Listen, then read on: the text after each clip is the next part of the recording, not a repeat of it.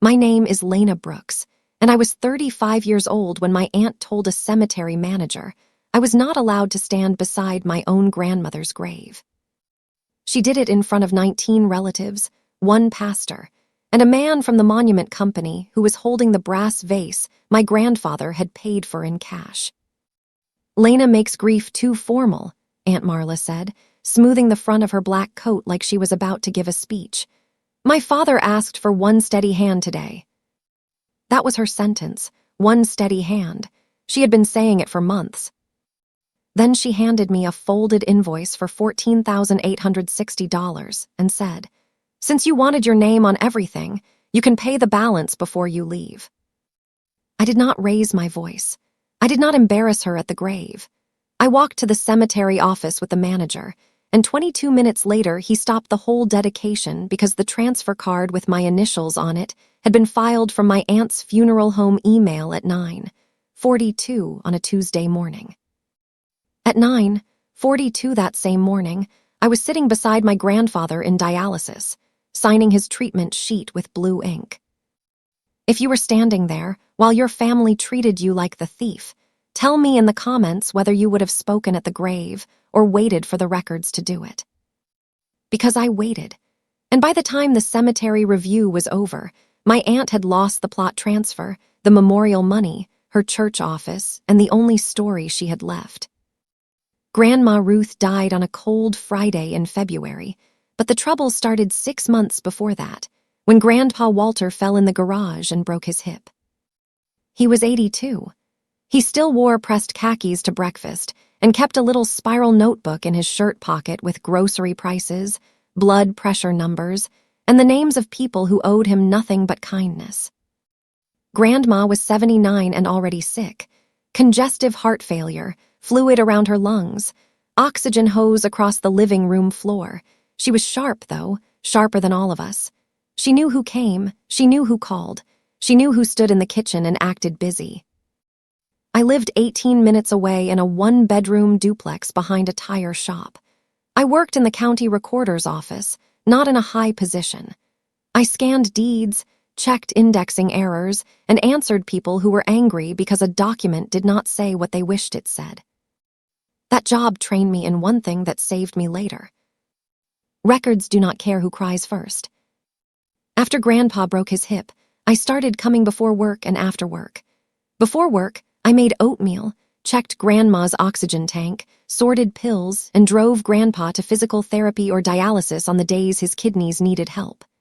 After work, I brought groceries, washed towels, set up the pill box, and wrote everything in a yellow binder Grandma kept beside the microwave. My Aunt Marla came on Sundays in church clothes. She brought soup in containers with deli labels still on the bottom. She hugged Grandma carefully, kissed Grandpa on the forehead, and then sat at the kitchen table with her phone face down like she was waiting for somebody to notice how tired she was. Marla was my father's older sister. My father died when I was 14, so Grandma and Grandpa were the closest thing I had to parents after that. Marla liked that story when it made her sound generous. She did not like it when it explained why Grandma trusted me. "You do the errands," she told me one afternoon while I was rinsing a suction cup from Grandma's shower chair. "I will handle the arrangements." "What arrangements?" "The grown-up ones," she said.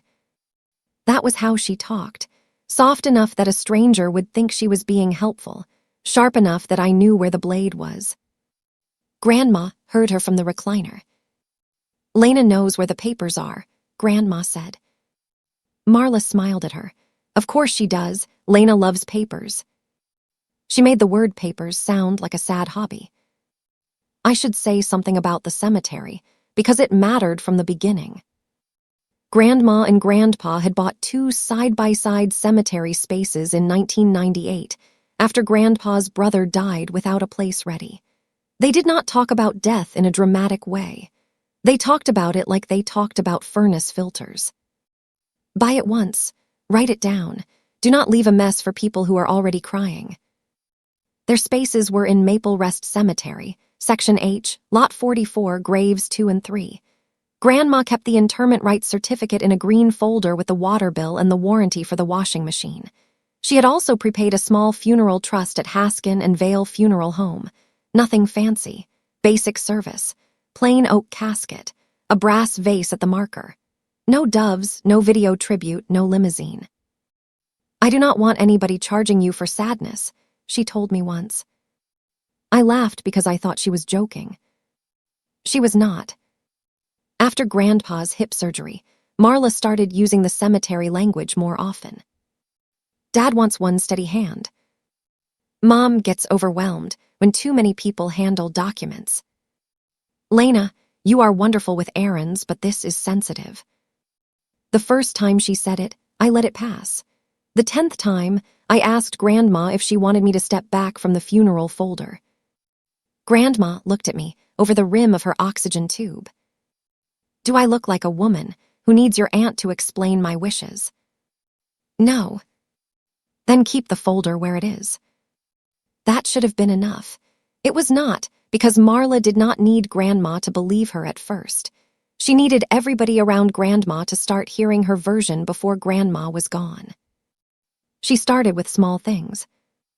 At church, she told people I was struggling with all the responsibility. At the pharmacy, she told the clerk she was finally taking over the hard parts. At Sunday dinner, she thanked my cousin Betrayal for being present in the ways that count. Betrayal was Marla's daughter. She was 32, sold lakefront condos, and used the phrase "season of grief" like she had invented it. She visited Grandma with a ring light once because she was making a post about family legacy. Grandma asked her to turn it off. Betrayal told people later that Grandma had been confused. Grandma was not confused. She just hated being used as a backdrop. The first record came from something stupid. A sympathy card. Grandma had not died yet. This was still October. A woman from church named Mrs. Talbert mailed her a card after the hip surgery because she had known both my grandparents for 40 years. 2 weeks later, Mrs. Talbert asked me if Grandma had received it. She never mentioned it, I said. Mrs. Talbert frowned. Marla said you were keeping cards in your car because Ruth got too emotional. I felt my face go warm. I have not kept one card in my car. That evening, after I got Grandpa settled in bed, I asked Marla about it. She was at the kitchen table with a 3-hole punch and a stack of envelopes. Where are Grandma's cards? I sorted them. Why?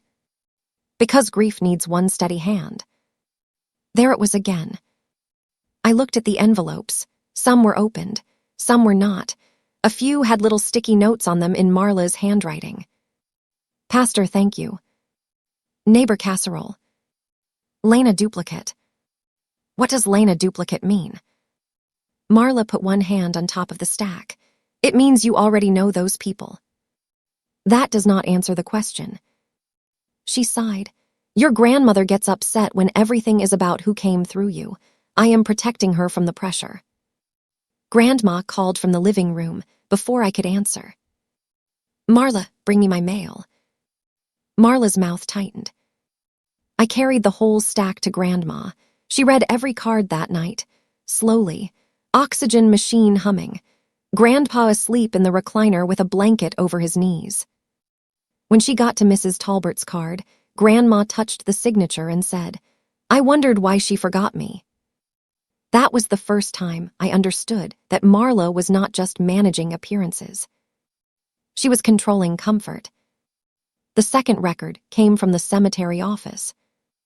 Maple Rest had a small online portal where family contacts could check prepaid items, marker orders, and installation dates.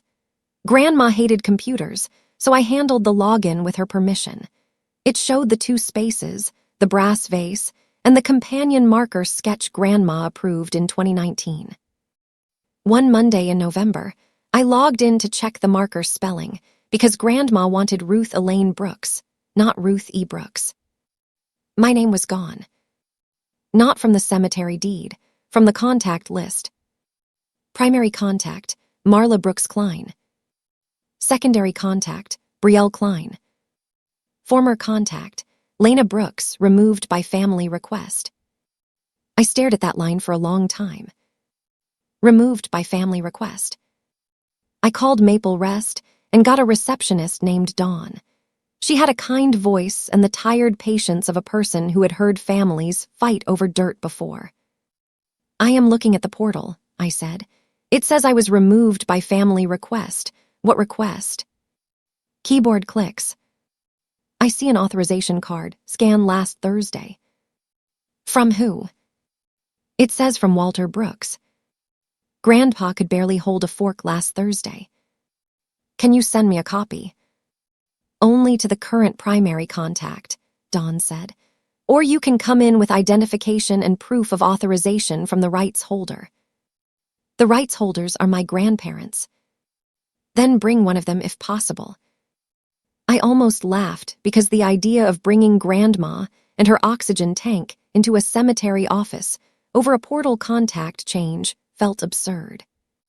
But that Friday, I did exactly that. Grandma wore her blue coat. Grandpa wore his good hat and complained that cemeteries should serve coffee if they expected old people to visit in November. Dawn met us in a side office. The manager, Mr. Bell, came in after he saw Grandma's oxygen cart and Grandpa's walker. He printed the authorization card. It had Grandpa's name typed at the top. It said he wanted Marla to handle all cemetery and memorial decisions because Lena becomes emotional and misplaced prior documents. Grandpa looked at the paper, then he looked at me.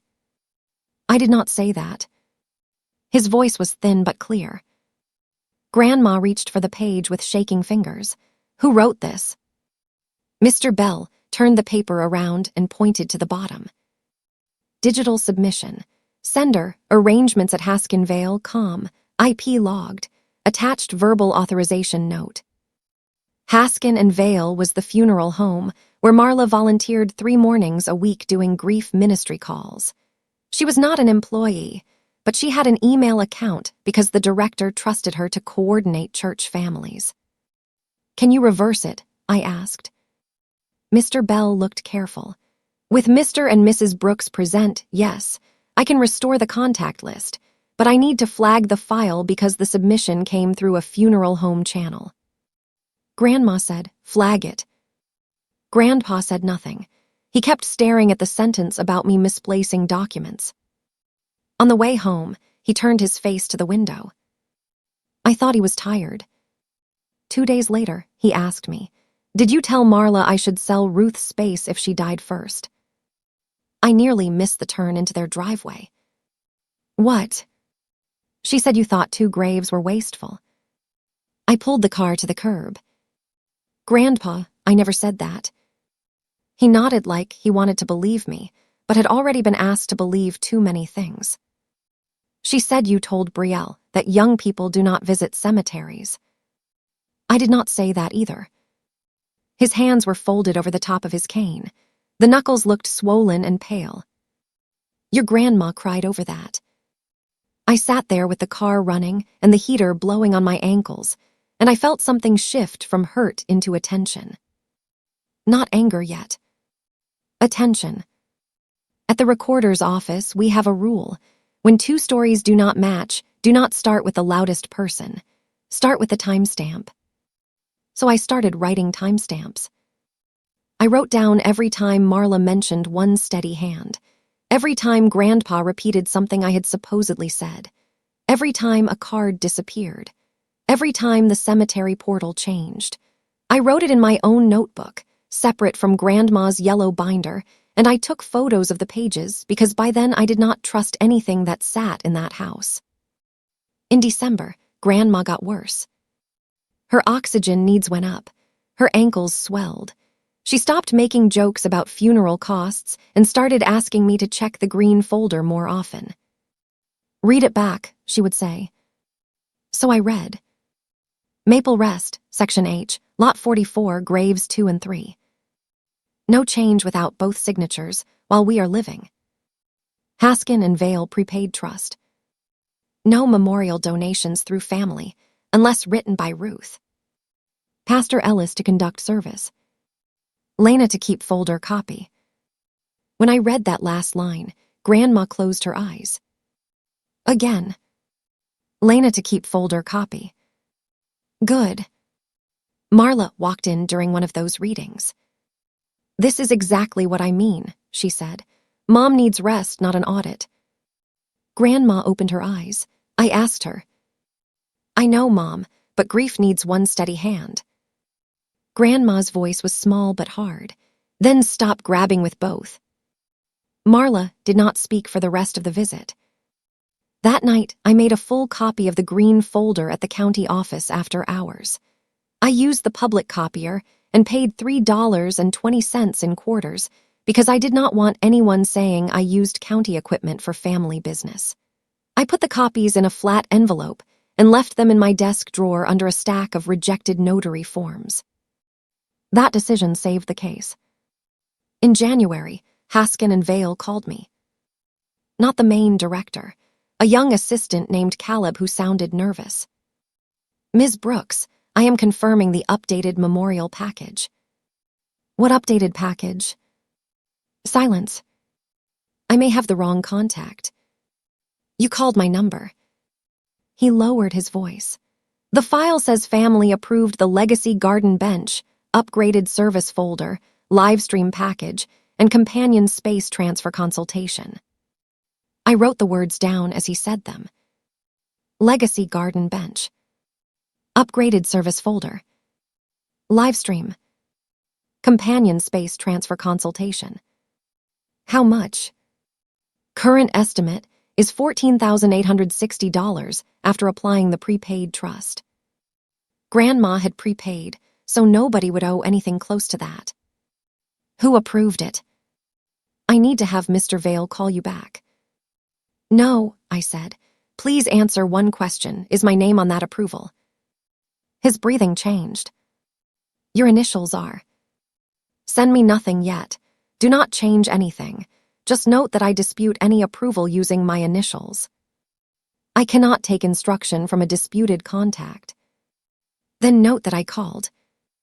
I hung up and stood in the county break room with my hand flat on the vending machine because I suddenly felt like the floor had tilted. It was not just cards. It was not just the cemetery contact list. Someone had used my initials on a funeral package that would drain the trust and create a balance I could be blamed for. That was when I stopped treating it as family drama. I drove to my grandparents' house after work. Marla's car was in the driveway. Brielle's white SUV was behind it. I heard them before I opened the kitchen door. Brielle said, if Lena fights it, we show the worksheet. Marla said, she will not fight it in front of your grandfather. She cannot stand looking cold. I stood on the back step with my hand on the knob. Grandma coughed in the living room. Grandpa said something I could not hear. Then Marla said, louder, Dad, this is why I need one steady hand. Lena keeps making arrangements and then denying them. I opened the door. 3 faces turned. There was a tan folder on the table. Brielle slid her hand over it. What worksheet? I asked. Marla recovered first. Private family planning. I am family. You are too emotional right now. I looked at Grandpa. Did you approve a Legacy Garden Bench? He blinked. I thought you did. I did not. Brielle gave a little laugh. This is exhausting. You ask for control, then you pretend you do not know what anything costs. Grandma was in the recliner with her oxygen hose looped over one ear. Her face had gone gray. Show me the folder, she said. Nobody moved. Show me, Grandma said again. Marla put both hands on the tan folder. Mom, this is not good for your breathing. Grandma looked at me. Call Pastor Ellis. Marla's head snapped up. There is no need to drag the church into paperwork. You dragged the church into my mail, Grandma said. I called Pastor Ellis from the hallway. He came over in 18 minutes wearing a brown cardigan under his coat and carrying a snow shovel because he had been clearing the church steps.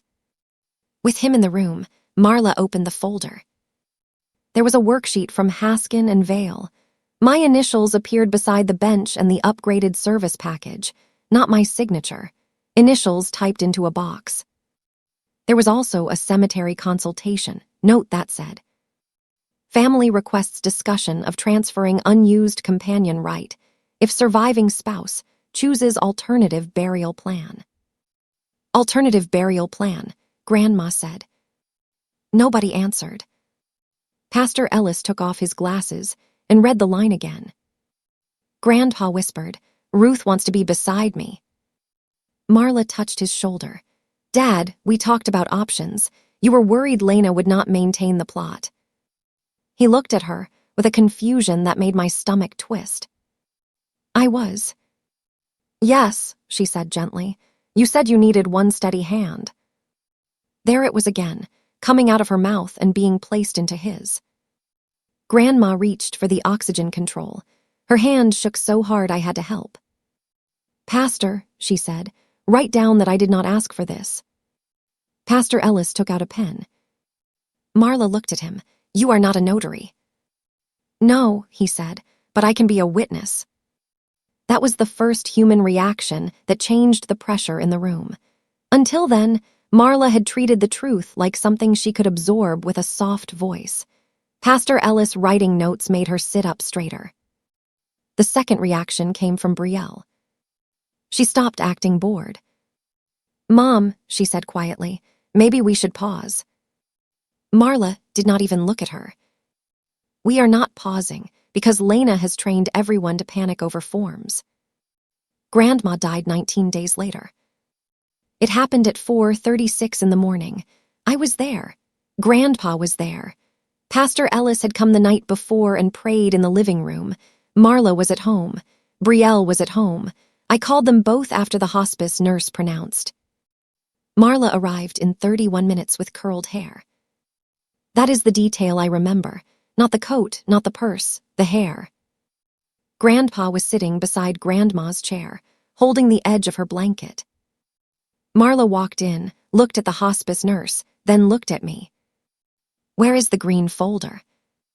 Not how is Dad, not Mom is gone, not thank you for being here. Where is the green folder?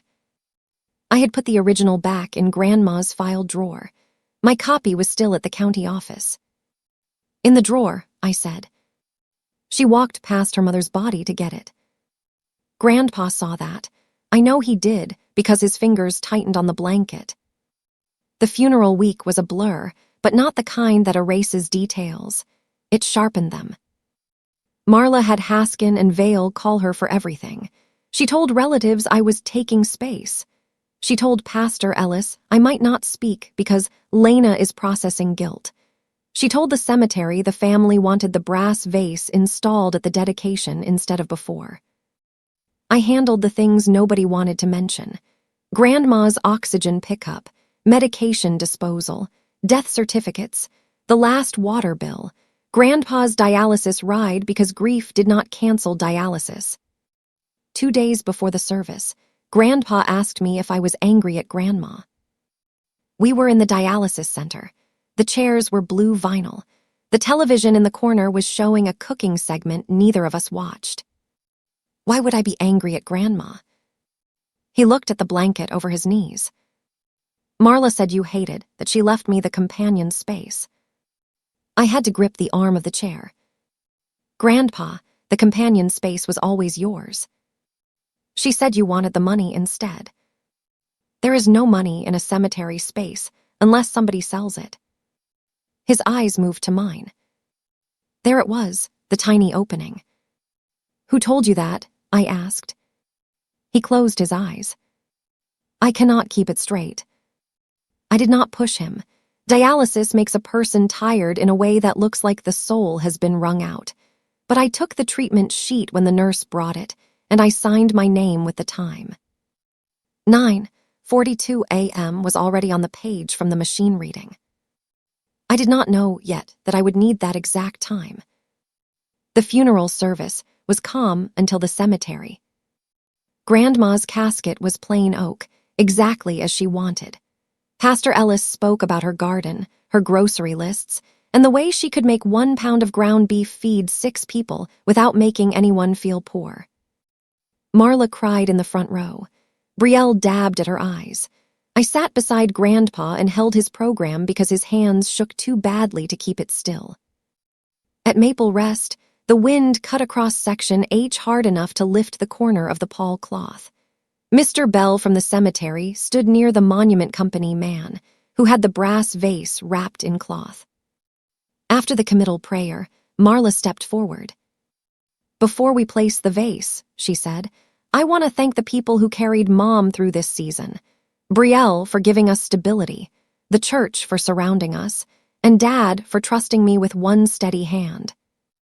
She did not say my name. Grandpa looked at the ground. I could have survived that. Then she looked at Mr. Bell and said, "We are ready to proceed with the updated memorial placement. Lena can settle the balance in the office, since she initiated the changes." People turned. Not all at once, in pieces. Cousins, neighbors, the monument man, Pastor Ellis. I felt the old reflex rise in me. Explain fast. Defend yourself before the silence hardens. Instead I said, "Mr. Bell, may I see the authorization?" Marla gave a small laugh. "Not here." "Yes," I said, "here." Mr. Bell looked miserable, but he had a clipboard. He flipped 2 pages and pointed. There were my initials again, LB. The balance was $14,860. The authorization date was Tuesday at 9:42 a.m. I looked at Grandpa. He had gone pale. Then I looked at Marla. "You picked the wrong time." Her face did not change, but Brielle's did. Mr. Bell cleared his throat. "Maybe we should step into the office." Marla said, "There is no need. Lena is upset." Pastor Ellis spoke from behind me.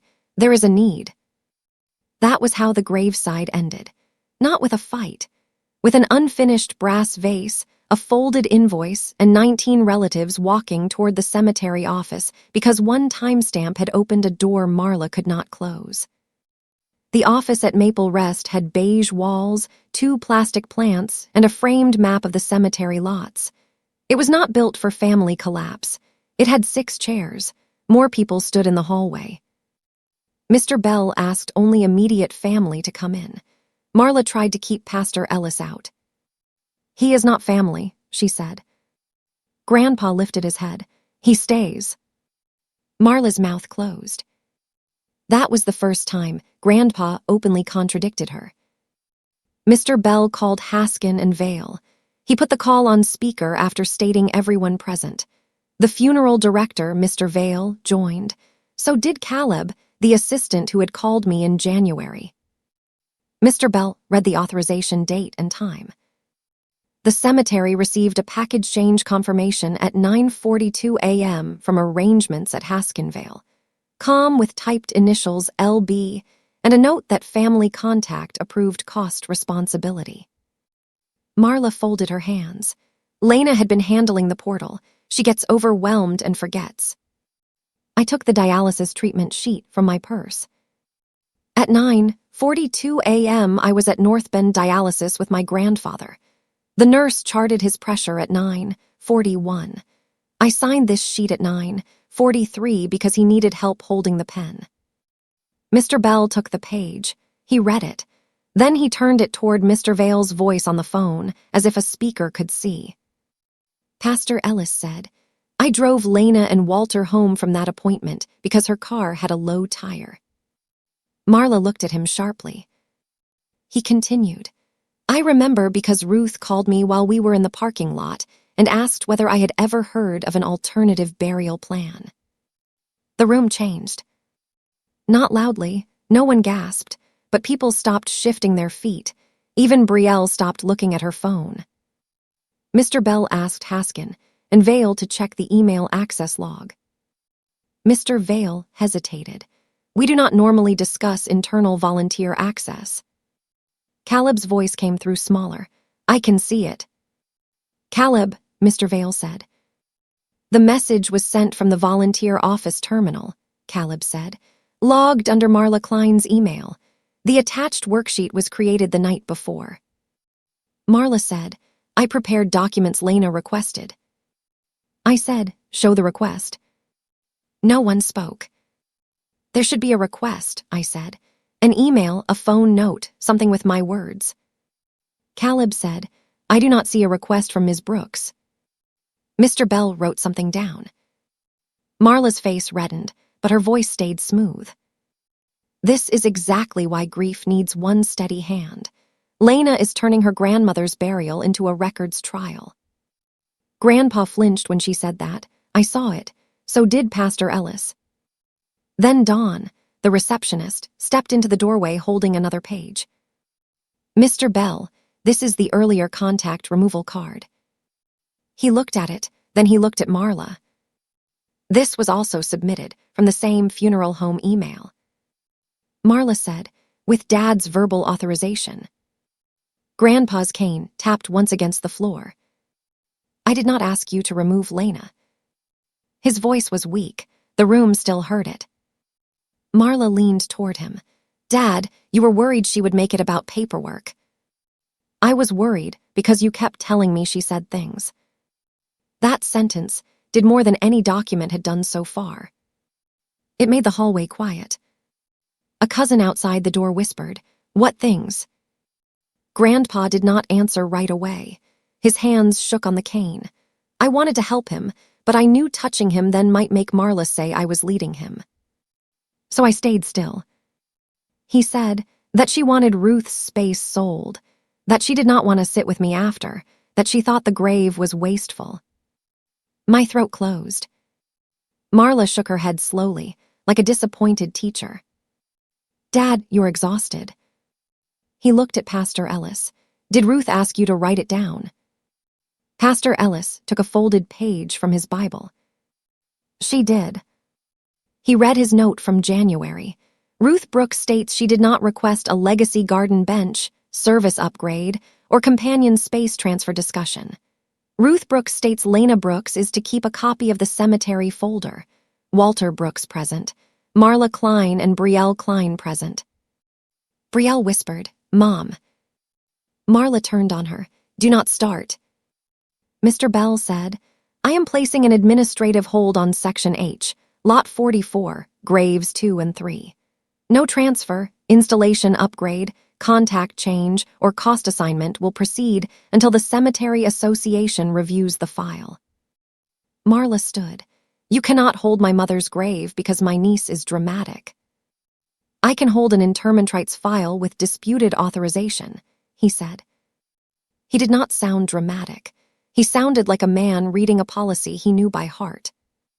That was the first consequence. It did not fix everything, but it stopped the machine. The review was scheduled for 9 days later. Those 9 days were when the betrayal got larger. I thought Marla had tried to embarrass me and shift funeral costs onto me.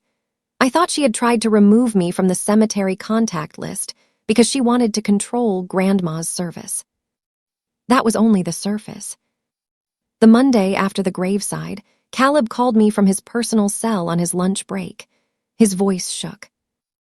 I should not be calling this way, he said, but I cannot sleep. What happened? Mrs. Klein asked me in December how long a companion space transfer takes if the surviving spouse signs before death. Before whose death? Your grandmother's. I sat down at my desk. He kept talking fast, like if he stopped, he would lose courage. She said the family might not need 2 spaces anymore because Mr. Brooks was considering cremation. Then she asked whether a cemetery right could be reassigned to a donor family in exchange for covering memorial expenses. A donor family. She mentioned a buyer. I do not know if that is the right word. She said a local family wanted spaces in Section H because their parents are there. My hand went cold around the phone. Did she file anything? There is a draft transfer worksheet, not final. It has Walter Brooks as transferring party, Brielle Klein as family coordinator, and a note that Lena Brooks has no objection. There it was again, my name used as a padlock on someone else's door. Send it to the association, I said. Not to me. Send it to Mr. Bell and keep your own copy. Mr. Vale will be furious. Then send it before he can tell you not to. He did. 2 hours later, Mr. Bell called me and said the review would include the Cemetery Association's compliance chair and the funeral home's trust officer. Then I called Grandpa. He was back in his house, sitting in the living room where Grandma's chair was still empty. A neighbor named Connie had agreed to stay with him during the day. She put him on speaker because his hands were bad. Grandpa, did you talk to Aunt Marla about cremation? He was quiet so long, I thought the call had dropped. She said Ruth did not want me taking up the space if I could not visit her. I closed my eyes. Grandma never said that. She said you said it too. I never said it. His breath hitched, once. I thought you were tired of us. That sentence hurt more than the invoice, more than the deleted contact, more than the typed initials. Because I could fight a form. I could not get back the months he spent wondering if I resented his survival. I told him the truth as plainly as I could. I was tired. I was never tired of you. Connie made a sound in the background, like she had turned away from the phone. Grandpa said, your grandma told me to trust the girl with copies. Then trust her now. He said, I will try. The next proof came from the church. Pastor Ellis called me that evening and asked if I could come by. He had 3 banker boxes on a folding table in the fellowship hall. These are memorial cards and donation envelopes, he said. Your grandmother asked that any memorial gifts go to the church ramp fund or the county dialysis ride fund. Simple, but Marla delivered a different instruction sheet 2 weeks before Ruth died. He handed me a copy. Memorial gifts may be directed to the Brooks Legacy Garden Bench Fund, coordinated by Brielle Klein, Lakeside Heritage Realty. Brielle's real estate logo was at the bottom. I stared at it. The church used this. No, he said. Our treasurer refused because Ruth had already written her instructions in 2021. He opened another folder. There was Grandma's handwriting, wobbly but clear. No family fund, ramp or rides only, Lena knows.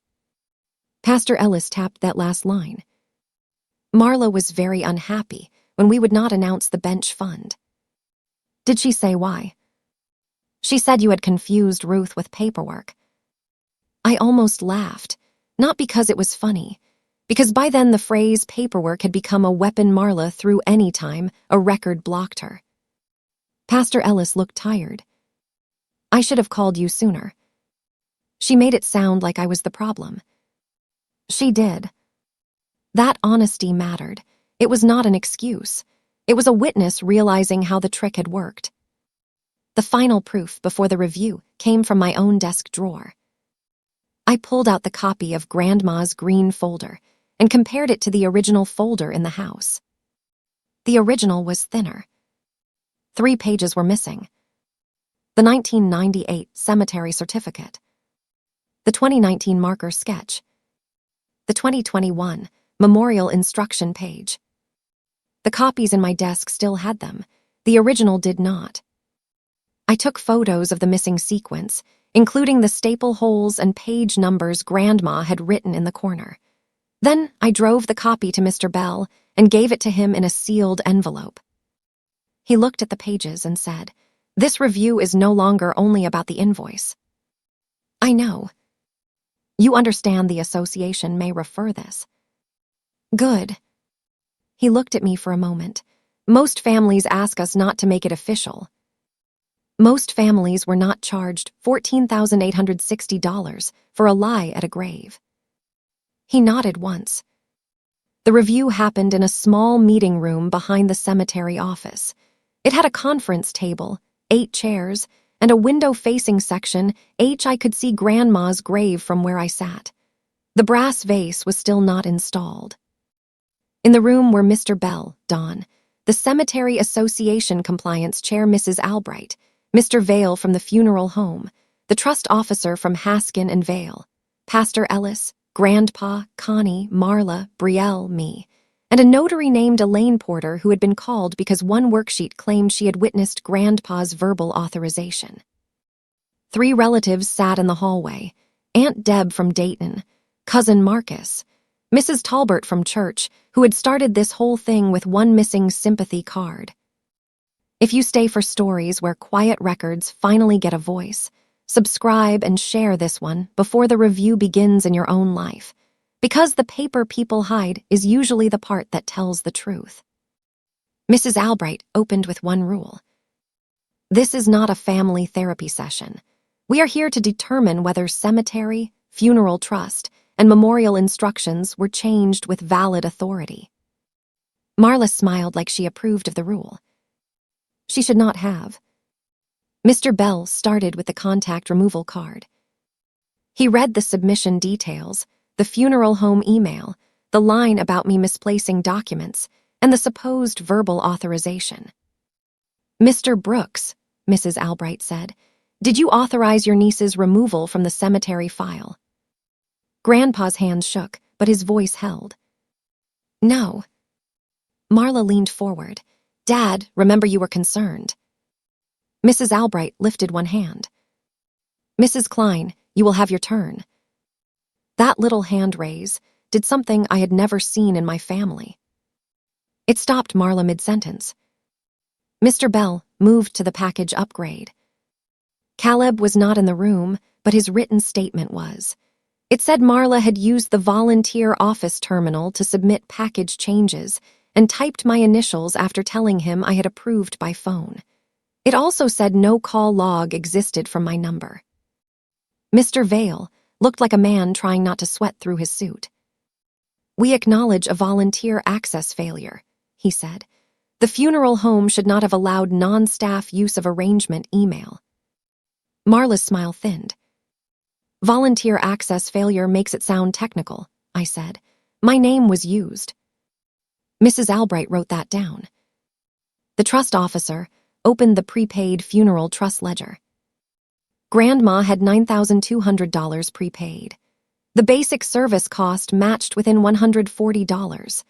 No one owed $14,860 unless the bench, live stream, upgraded folders, reception package, and transfer consultation were added. The submitted changes would have consumed the remaining trust and created an unpaid balance, the trust officer said. Assigned to whom? Mrs. Albright asked. He looked at the worksheet. Lena Brooks. The room went still again. Marla said, because Lena wanted control. Grandpa turned his head toward her. She never asked for money. Dad, please. She bought your mother's protein drinks. No one moved. He kept going. She bought the shower chair pads. She bought the gloves.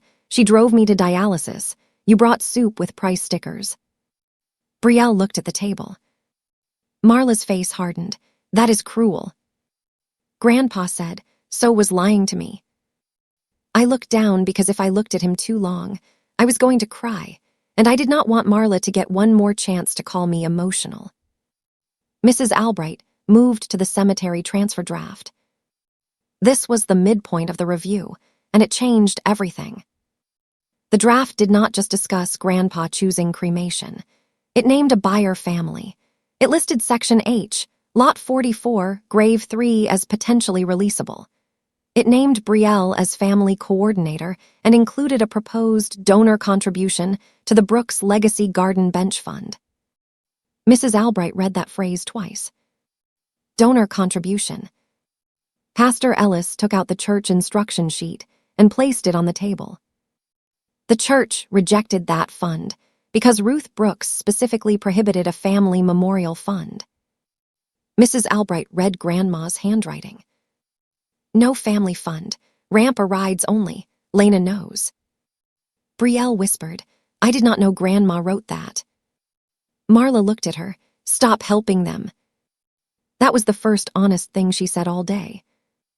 Mrs. Albright turned to Elaine Porter, the notary. Ms. Porter, did you witness Mr. Brooks authorizing any transfer consultation? Elaine Porter was in her late 60s, with silver hair and a red folder. She opened it slowly. "No, I was contacted by Mrs. Klein in December about a possible mobile notarization. I declined because Mr. Brooks was in dialysis on the proposed date, and because I do not notarize cemetery transfers without direct identification and clear willingness. I made no visit. There is no journal entry." She slid a copy of her journal page across the table. "Blank on that date." Marla said, "I only asked questions." Elaine looked at her. "You asked whether a shaky signature would be challenged if family members were present." That landed hard. Even Mr. Vale looked at Marla then. Mrs. Albright asked the trust officer if the draft transfer could affect the prepaid trust. "Indirectly," he said. "If the companion right were transferred in exchange for a donor contribution, and the bench fund paid public memorial expenses, the family could represent the upgrade as covered while shifting remaining charges to Ms. Brooks." I said, "So Grandma's prepaid plan would be replaced by a public display. Grandpa's space would be moved. Brielle's fund would get the donor money, and I would get the balance." No one corrected me. That was the cleanest silence I had ever heard. Then Dawn spoke. She had been taking notes near the door. "There is one more item." Mr. Bell looked surprised. "Dawn." She held up the cemetery visitor log. Maple Rest had a kiosk near the office where visitors could print maps and leave care notes for families. I had forgotten it existed. Grandma used to ask me to sign it when we visited Grandpa's brother, because she liked seeing proof that people came. Dawn placed 3 pages on the table. Mrs. Klein requested a visitor summary for Section H to show that Ms. Brooks had not been maintaining the family space. But the log shows Ms. Brooks checked in 27 times between September and February. Mrs. Klein checked in twice. Ms. Klein checked in once. Brielle closed her eyes. Dawn added, "The system also shows 2 care notes from Ms. Brooks that were printed by Mrs. Klein, but never placed in the family file." Mrs. Albright read one aloud. "Grandma, I brought the yellow tulips you wanted. Grandpa sat with me for 12 minutes and told me the stone is still straight. I will bring him again Friday if dialysis lets out on time. Love, Lena." Grandpa made a sound beside me, not a sob exactly, more like his breath had broken. "I never saw that," he said. Marla said, "Because it would have upset you." Mrs. Albright looked at her. Why would a note about tulips upset him? Marla had no answer ready. For months she had told him I did not visit.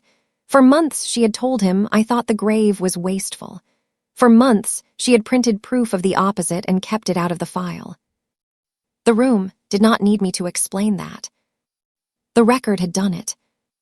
Grandpa reached for my hand under the table. His fingers were cold.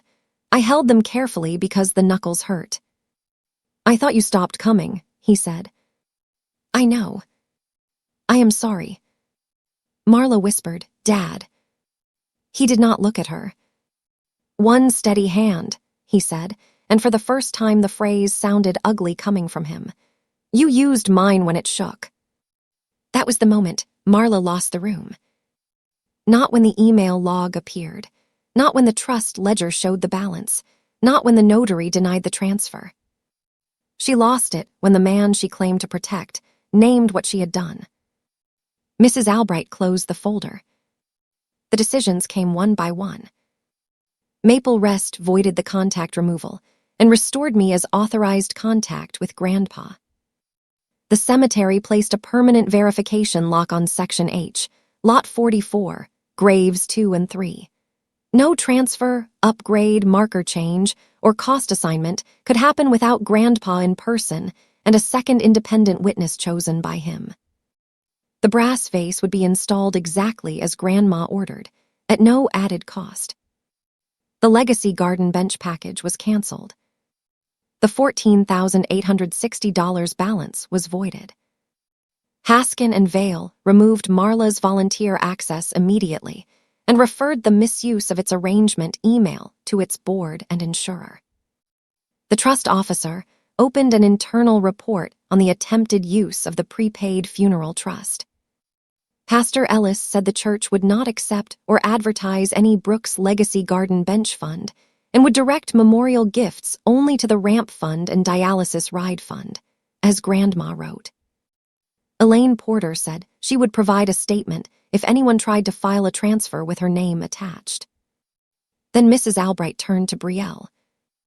Your real estate branding appears on a memorial fund instruction sheet tied to a disputed cemetery transfer. Do you want to explain that? Brielle started crying. Not pretty crying, scared crying. Mom said it was just sponsorship language, she said. She said the donor family wanted a clean way to help with the bench. She said Grandpa was fine with cremation if the family stayed together. Grandpa let go of my hand and looked at her. I bought that space to stay with my wife. Brielle covered her mouth. Marla stood so fast her chair hit the wall. This is disgusting. All of you sitting here judging me when I am the only one who kept this family from falling apart. Mrs. Albright said, sit down or leave. Marla looked around the table for someone to soften that. No one did. She sat. The final paper that day was a temporary determination. Mrs. Albright signed it. Mr. Bell signed it. Grandpa signed with a shaky W that looked like a bent fence. Then he pushed the pen toward me. Copy keeper, he said. I signed as receipt witness. Marla watched me sign, and I realized she had never hated paperwork. She hated paperwork she did not control. The consequences outside that room came slower, but they came. Haskin and Vale sent a formal apology to Grandpa and to me. It said the funeral home had failed to restrict volunteer access and had voided all disputed upgrades. Mr. Vale resigned from the church bereavement committee 2 weeks later. Caleb kept his job because he had preserved the logs and reported the problem. Marla was removed from the church office schedule. Pastor Ellis did not make an announcement from the pulpit. He did not need to. In churches, news moves faster when nobody announces it. Mrs. Talbert stopped bringing casseroles to Marla and started bringing Grandpa small containers of chicken salad with the grapes picked out because he hated grapes. Brielle's brokerage opened a compliance review over the memorial fund sheet with her logo. She sent me one text before I blocked her. I did not know it was that serious. I stared at those words for a full minute. Then I deleted the thread. Marla called Grandpa every day for a week. Connie answered the first 2 times and told her Grandpa was resting. On the 3rd day, Grandpa told Connie to let it ring. I am not dead, he said. She can stop arranging me. That was the first joke he made after Grandma died. 3 weeks after the review, Maple Rest installed the brass vase. Only 4 of us went. Grandpa, me, Pastor Ellis, and Connie. No speech, no printed program, no upgraded folder. The monument man set the vase into place, tightened it, and stepped back. Grandpa had brought yellow tulips from the grocery store because Grandma once told him cemetery flowers should look like somebody remembered the kitchen table. His hands shook too much to place them. I helped. He touched the stone after. Ruth Elaine Brooks, he read, not Ruth E. She was firm about that. She was firm about everything. We stood there in the cold. Cars moved on the road beyond the cemetery fence. Somewhere behind us, a maintenance cart beeped as it backed up. Ordinary sounds. Life not stopping because one family finally told the truth. Grandpa reached into his coat pocket and handed me a folded paper. It was a new copy of the interment rights certificate. Section H, Lot 44, Graves 2 and 3, Walter James Brooks and Ruth Elaine Brooks. Contact verification, Walter Brooks and Lena Brooks. Administrative lock active. Practical people need receipts, he said. I laughed then. I could not help it. Grandma say that. Every time I bought something without keeping the box. That certificate went into my desk drawer with the copied green folder. A week later, the church treasurer sent a letter confirming Grandma's memorial gifts had gone to the ramp fund and the county dialysis ride fund. No family bench fund had been opened. No donor contribution had been accepted. No money had passed through Betrayal. That was the practical receipt. The emotional one came on a Tuesday morning in April. Grandpa had dialysis at 8. He was tired afterward, but he asked me to drive through Maple Rest before going home. I thought he wanted to see the vase. Instead, he asked me to stop at the kiosk. "Can you print one of those notes?" "What note?" "Mine." He had written it with Connie the day before because his hands were too shaky for the little screen.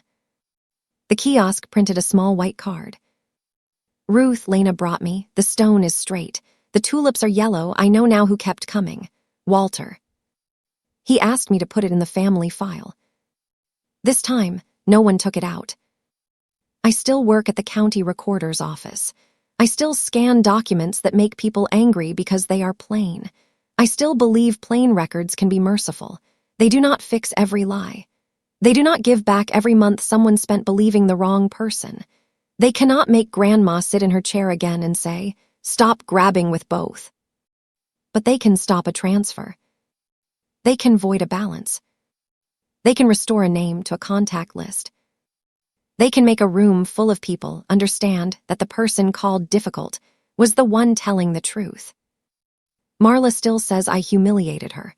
I know because Aunt Deb told me once, then stopped telling me because I asked her not to bring Marla into my kitchen. Betrayal moved her real estate posts away from family legacy and started using beach sunsets instead. Grandpa does not ask about them much.